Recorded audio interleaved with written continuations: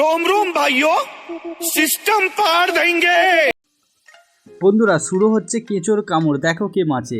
এই যে বন্ধু, এই যে বিশাল সাপটাকে দেখছো, ঠিক যেন একটা মোটা কিং কেঁচো। আমি কিন্তু ওকে অনেকক্ষণ ধরে ফলো করছি।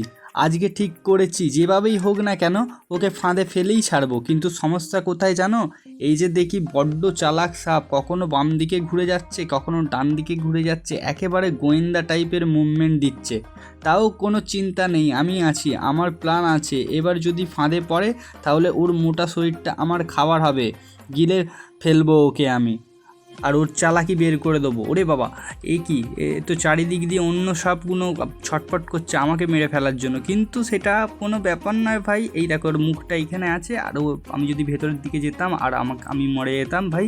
আর একে এবারে তো আমি ঘিরে ফেলবোই। আর অলরেডি ঘেরা হয়ে গেছে, ও আমার ট্র্যাপে চলে এসেছে।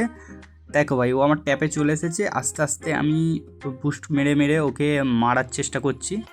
আর না হলে আমি জানো না, ওকে মারতে গিয়ে আমি পটকে গেলে ব্যাস হয়ে তো গেল একদম।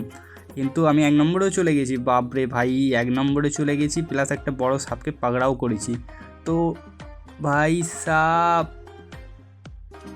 ও আমাকে রাগের চোখে দেখছে ভাই। দেখো কেমন রাগের চোখে দেখলো আমাকে।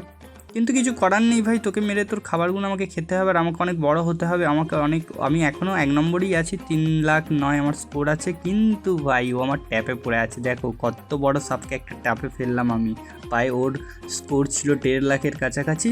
তো আমি ওকে ট্র্যাপে ফেলে দিয়েছি, কোনো চিন্তা নেই ভাই সাপ। এবার ওকে মরতে হবে, আর ওর খাবারগুলো আমাকে খেতে হবেই।